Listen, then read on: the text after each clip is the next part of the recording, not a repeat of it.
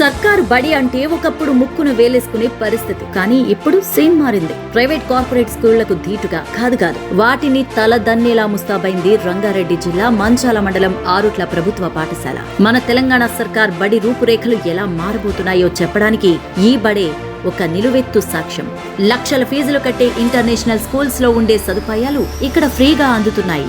Digital class రూమ్లు, అత్యాధునిక మౌలిక వస్తువులు, గ్రీనరీతో మెరిసిపోతున్న ప్లే గ్రౌండ్, ఫుట్బాల్ కోర్ట్, వీటన్నిటికీ తోడు క్రికెట్ ఆడుకునేందుకు ఏకంగా బాక్స్ నెట్ కూడా ఏర్పాటు చేశారు. ప్రీ ప్రైమరీ స్థాయి నుంచే ఇంగ్లీష్ మీడియం బోధనతో పిల్లలు ఇంగ్లీష్ లో అద్దరగొడుతున్నారు. ఈ అద్భుతాన్ని చూసి సాక్షాత్తు రాష్ట్ర ప్రభుత్వ ఉద్యోగులే ఫిదా అయ్యారు. ఈ విద్యా సంవత్సరం ఏకంగా 100 మంది ప్రభుత్వ ఉద్యోగులు తమ పిల్లలను ప్రైవేటు స్కూళ్లు మాన్పించి ఈ ఆరుట్ల ప్రభుత్వ బడిలో చేర్పించారంటే నమ్ముతారా? ఈ ఒక్క ఏడాదే 1000 మందికి పైగా విద్యార్థులు ఇక్కడ అడ్మిషన్లు పొందారు. చుట్టుపక్కల గ్రామాల పిల్లల కోసం ప్రత్యేకంగా 3 స్కూల్ బస్సులు కూడా నడుపుతున్నారు.